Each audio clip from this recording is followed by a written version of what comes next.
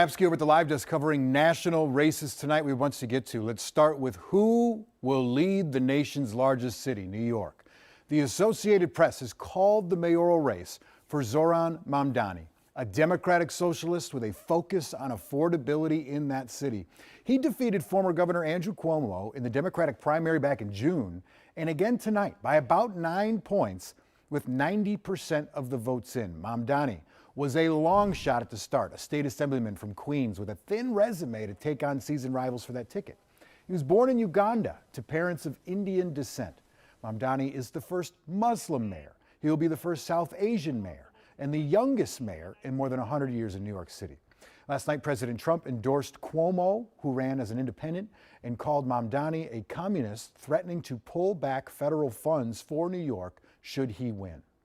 Now to the governor's races out east, two of them, starting with a historic election in Virginia. Polls closed at 6 Central, and the AP called that race an hour later for Democrat Abigail Spanberger, easily defeating Republican Lieutenant Governor Winsome Earle-Sears.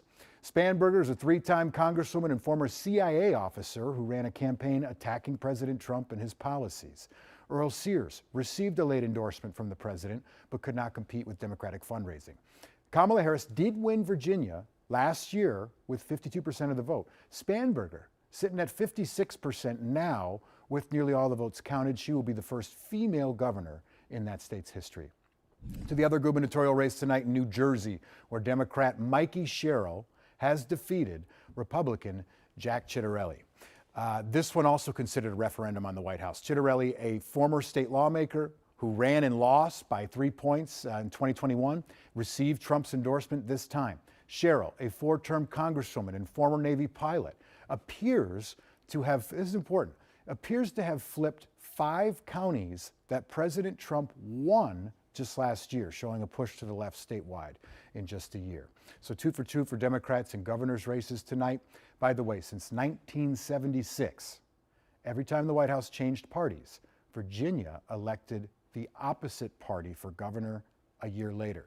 No exception tonight. Coming up, we'll check in on California's only question on the ballot today, Prop 50, which is voter permission to gerrymander to counteract gerrymandering in Texas. We'll break that down. Yeah, kind of national headline tonight, big night for Democrats across the country. Thank you, Chris. Yep.